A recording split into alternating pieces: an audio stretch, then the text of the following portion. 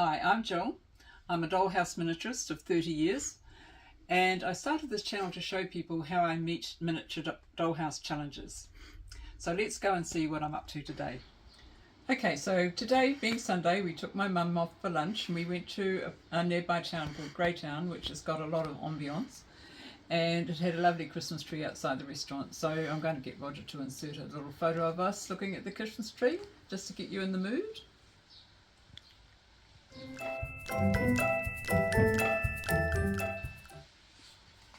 And so now I shall tell you what we've been doing over the last couple of days, because it has been 2 days, and that's been because it's taken a while for the work that we're doing, the glue to dry and the paint to dry, and a lot of things have been holding us up. Basically, we've been working on the lighting for the Tudor house, and we have a new lighting system, and I've been talking about this as we've been doing it, because a lot of people find lighting is quite frightening or scary. And when you're using LEDs, they kind of go, ooh, that's a bit hard, but it's not really. And so we have been working on wiring up an LED house attached to a 12-volt transformer that comes off the mains.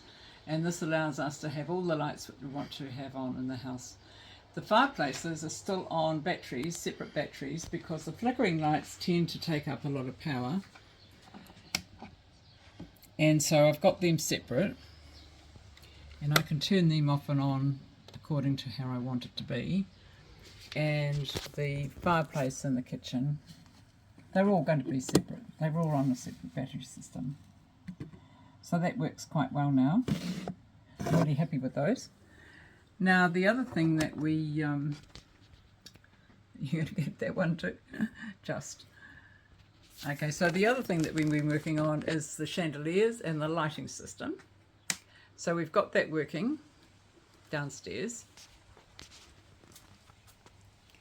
Now I have got white LEDs in there, but I painted them yellow with a yellow dye, or a yellow alcohol-based dye. And this is what you can do. You can change the colour of your LEDs. You don't have to buy lots of different coloured ones. You can just paint them. You can paint them with acrylic paint, or you can paint them like I did with the dye. And I just might even dumb that down a little bit more and make it a bit more browny yellow to make it look older. And this is what gives you the flexibility.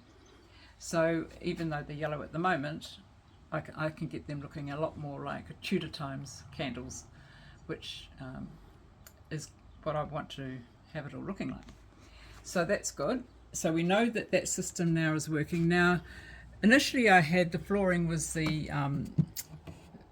this flooring here, but because I hadn't been thinking far enough ahead, and the channel that I wanted my wiring to go in wasn't deep enough, it was going to show the wires like that other study one.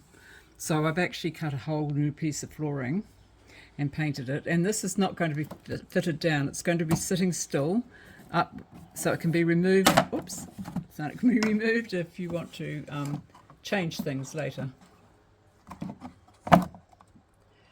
The thing is that I've done, this is what happens when you do something different though.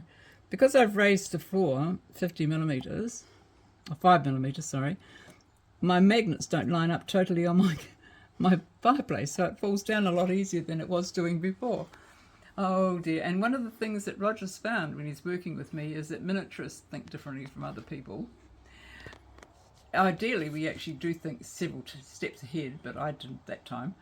And he has realised this, and he's starting to extend his thinking out too now. When he's doing his wiring, he's thinking a little bit more about what happens if this happens, or what happens if that goes there, which is really good actually.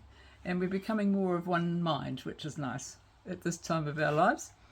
So that's what we've been doing today, and tomorrow I'll be doing another floor, removable floor in the study, and I'll do the stairwell.